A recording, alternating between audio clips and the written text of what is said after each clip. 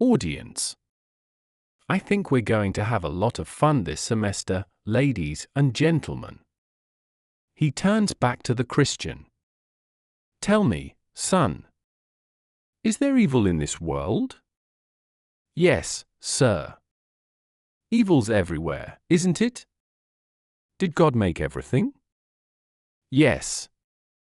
Who created evil? No answer. Is there sickness in this world? Immorality? Hatred? Ugliness? All the terrible things, do they exist in this world? The student squirms on his feet. Yes. Who created them? No answer. The professor suddenly shouts at his student. Who created them? Tell me, please. The professor closes in for the kill and climbs into the Christian's face. In a still small voice, God created all evil, didn't he, son? No answer. The student tries to hold the steady, experienced gaze and fails. Suddenly the lecturer breaks away to pace the front of the classroom like an aging panther. The class is mesmerized. Tell me, he continues, how is it that this God is good if he created all evil throughout all time? The professor swishes his arms around to encompass the wickedness of the world. All the hatred, the brutality, all the pain, all the torture, all the death and ugliness and all the suffering created by this good God is all over the world, isn't it, young man? No answer. Don't you see it all over the place? Who? Pause. Don't you?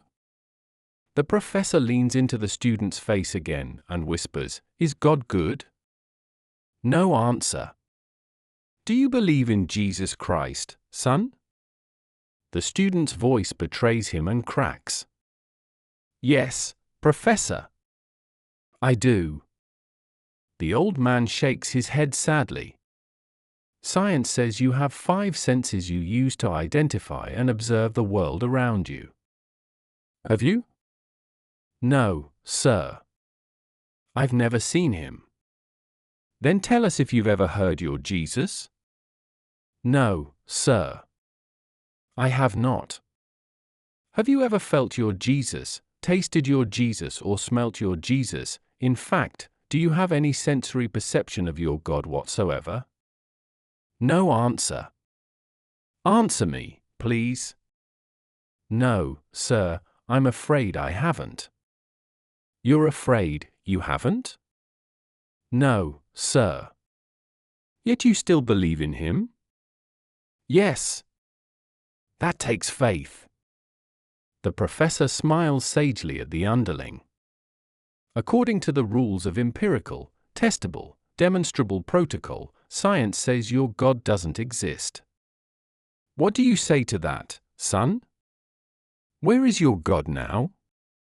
The student doesn't answer. Sit down, please. The Christian sits, defeated. Another Christian raises his hand. Professor, may I address the class? The professor turns and smiles. Ah, another Christian in the vanguard. Come, young man. Speak some proper wisdom to the gathering. The Christian looks around the room. Some interesting points you are making, sir. Now I've got a question for you. Is there such thing as heat? Yes, the professor replies. There's heat. Is there such a thing as cold? Yes, son, there's cold too. No, sir, there isn't. The professor's grin freezes. The room suddenly goes very cold. The second Christian continues. You can have lots of heat, even more heat, superheat, mega heat, white heat, a little heat or no heat, but we don't have anything called cold. We can hit 458 degrees below zero, which is no heat, but we can't go any further after that. There is no such thing as cold, otherwise we would be able to go colder than 458. You see, sir, cold is only a word we use to describe the absence of heat. We cannot measure cold. Heat we can measure in thermal.